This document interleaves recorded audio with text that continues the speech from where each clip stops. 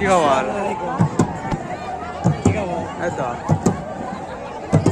কখন যাও? আমি আছি দুপুরে। আজকে বলে ডুবে গেছিল না? হ্যাঁ আজকেও গেছিল।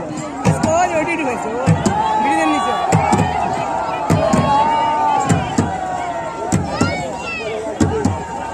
এটাই ফার্স্ট, তোমার ওটা পারবো না।